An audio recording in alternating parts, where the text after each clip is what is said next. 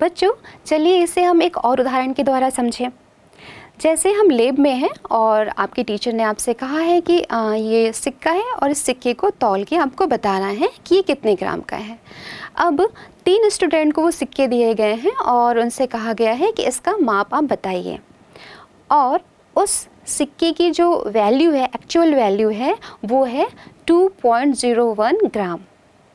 अब पहला स्टूडेंट ए, उसने उस सिक्के को तौला और तौलने के बाद उसने उसका माप बताया 1.93 एंड सेकंड माप है 1.94। तो आप बताइए कि जो स्टूडेंट ए है उसके मापन में परिशुद्धता है?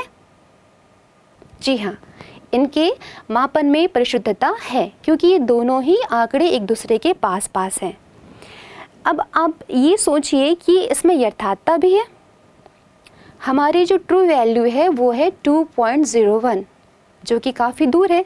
इसका मतलब इनके इस मान में यथार्थता नहीं है। स्टूडेंट बी के आंकड़े इस प्रकार हैं 1.90 एंड 2.05।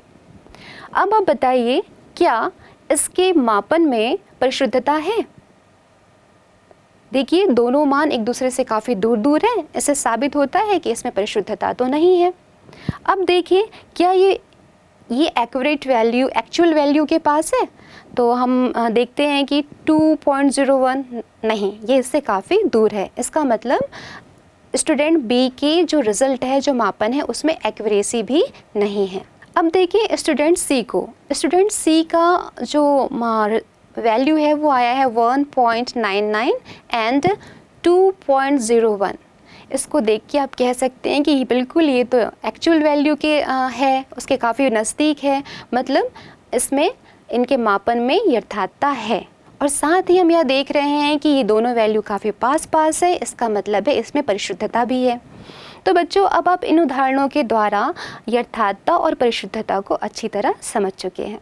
बच्चों जैसा कि हम जानते हैं प्रयोगशाला में जो हम मापन करते हैं उस मापन में त्रुटि या अनिश्चितता की संभावना बनी रहती है, और यह किस पर निर्भर करता है? मापक यंत्र की पर निर्भर करता है। ठीक है, तो वैज्ञानिक आंकड़ों को लिखने के लिए एक विशेष पद का प्रयोग किया जाता है जिसे सार्थक अंक कहते हैं। तो बच्चों जैसे कि हमारे पास एक अंक है 11.64। अब प्रश्न यह है कि इसमें कितने सार्थक अंक हैं? इसमें सार्थक अंकों की संख्या 4 है। ठीक है, अब हम यहाँ पे यह भी ध्यान देंगे कि यह जो अंक है 11.64, इसमें शुरू के जो 3 अंक है 1, 1 और 6, ये जो हैं वो निश्चित अंक कहलाते हैं, और इसका जो अंतिम अंक है 4, वह अंक है अनिश्चित।